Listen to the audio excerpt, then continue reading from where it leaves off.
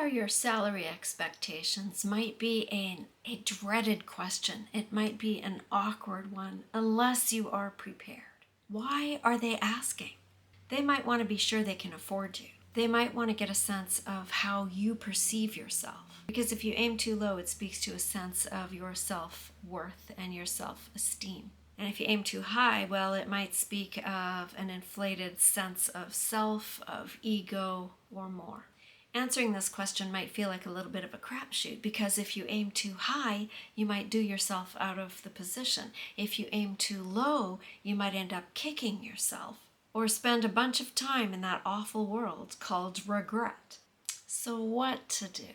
Well, first of all, it depends on what stage of the interview process you are in. Is this your very first interview? Is this your second or third? Have you had an initial phone screening, or is this, somewhere far enough along the process that you know that you actually want to work at this place? Because you might still be in that deciding phase, and if they start asking you what your salary expectations are on the very first encounter, then there are good ways to avoid answering directly.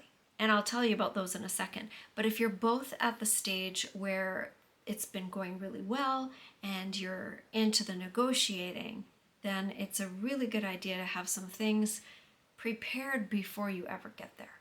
So if it feels too early, don't commit too soon. You can try redirecting the conversation. You can ask more about the roles and the responsibilities that the successful candidate would be taking on. Ask about training opportunities. Ask about the onboarding process.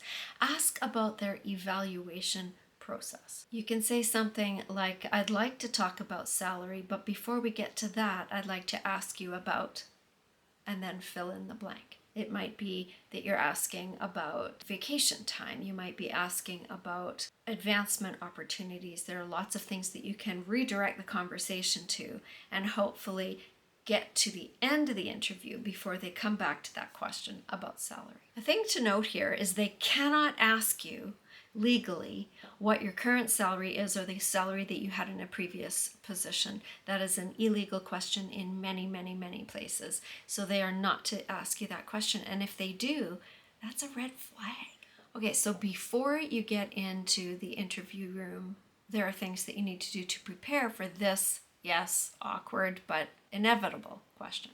Take a look on websites like Glassdoor or Indeed or any other of those kinds of websites that give you salary ranges for the same or similar position. So you want to have a number in mind, but you also need a rationale as to why you are naming that particular number, and that's really key. For example, your years of experience, your expertise, what you bring to the role, and more. For example, I live in one of the most expensive places maybe on the planet that there is to live and to rent, Vancouver, British Columbia, and it is very challenging to recruit people to come here from other places, especially other places in Canada, because the cost of living is so high here, and it's not just that, it's the availability of actual places to rent.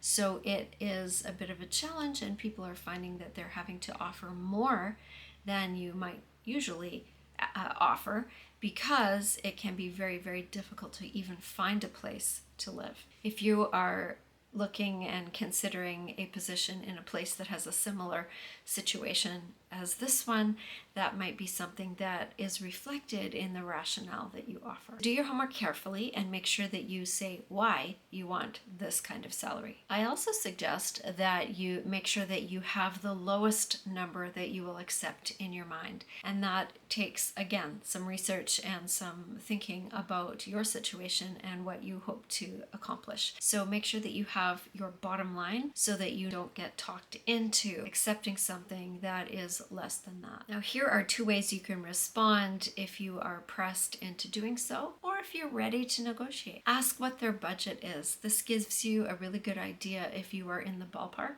And having decided what your lowest possible number is, you can respond accordingly. The second thing to do is to offer a salary range, something close to your lowest number, and then what you expect to receive, your optimal number, and see how that lands. You could say something like this.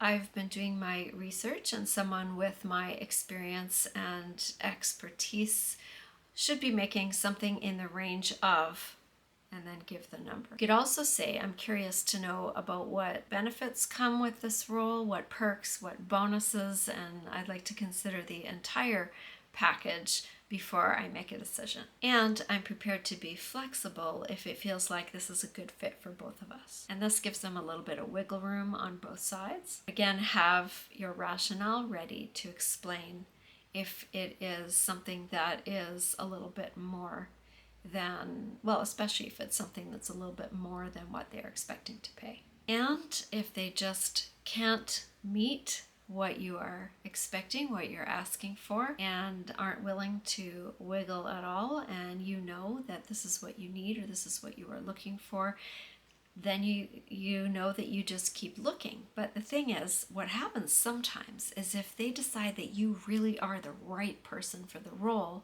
they might go away, talk about it, and come back later with an offer.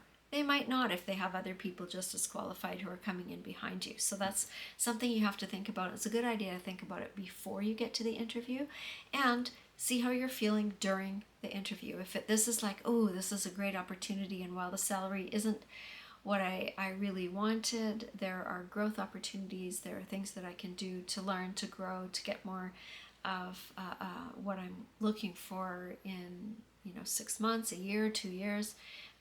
You can be thinking about that as you're going through the process. So all might not be lost if it's not a fit immediately, because if they were really wowed by you, then they might come back again and invite you for further conversation. So be ready, be realistic, be respectful both of what they're able to offer and be respectful to yourself, which means if it's not a good offer, don't take it. So thirsty.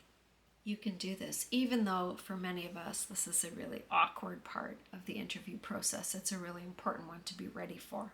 I hope you found this helpful, and the best way to let me know is to like it and subscribe if you haven't already, or share this with someone who might need it.